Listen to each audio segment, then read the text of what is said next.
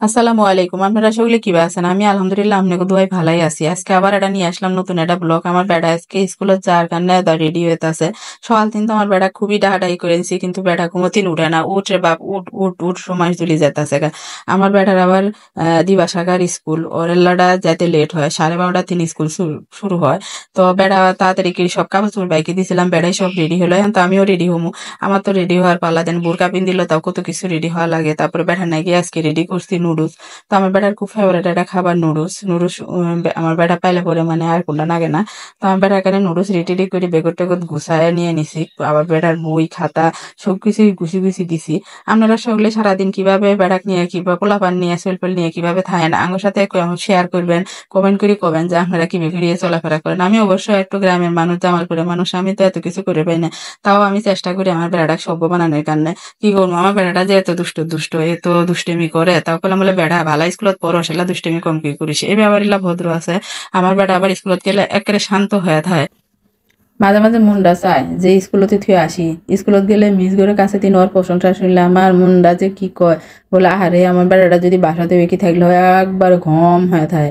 তো পরে ছেলেটাকে জুতা টুতা পিন্দি দিলাম, আমিও জুতা টুতা দিলাম, পিন্দি দিয়ে কইলাম বলে বাবা দোয়া দুরুদ পড়ো।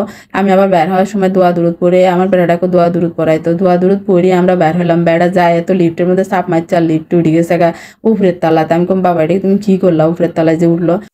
কম আমি সমস্যা নাই, এখনই চলে আসবে। তা আমি কম আচ্ছা ঠিক আছে আসুক, চলো আমরা এখনকার চলে যাই গে। পরে দিয়ে লিফটে যায়, এত পটর পটর পটর পটর করতেই আছে। আমাকে বাবা এত পটর পটর করিও না, আল্লাহ আল্লাহ করো। আমরা এখন এক জায়গায় যাইতেছি, কোনো জায়গায় যাইতে হলে বাবা আল্লাহ আল্লাহ করা নাগে। তো পরে বের হয়ে তো আমার ছেলেটা তো বের হয়ে রিক্সা রিক্সা করার জন্য অস্থির হয়ে গেছে। রিক্সায় কি আর পাওয়া যায় নাকি সহজে? রিক্সাওয়ালা অনেক কষ্ট করিয়ে সামনে যায় হেঁটে, তারপরে রিক্সা নেওয়া লাগে। ছাতি দিছে হাতত, কমলে বাবা ছাতিটা মেলাস না, পরে রিক্সা তুললে কিন্তু আমরা আর ছাতি মেলা আর পাম না।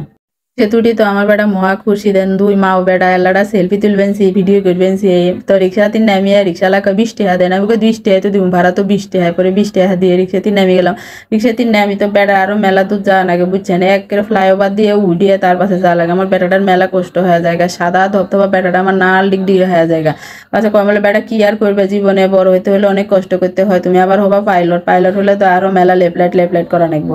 তা আবার বেটাটাকে নিয়ে স্কুলত নিয়ে যায়, যখন দেই যে গেটের মধ্যে মিসরা দাঁড়ায় আছে নেওয়ার জন্য, আমি আবার মিসগো কাছে দিই না। কারণ মিসগো কাছে দিলে পরে আরো মেলাখান রোদের মধ্যে দাঁড়ায় থাকা লাগে। পরে বড় আপু ভাইয়াদের খুঁজতে আসি, পাই কিনা। পরে একটা বড় আপু ভাইয়া পাইছি, পাওয়ার পরে তার কাছে দিয়ে দিছি।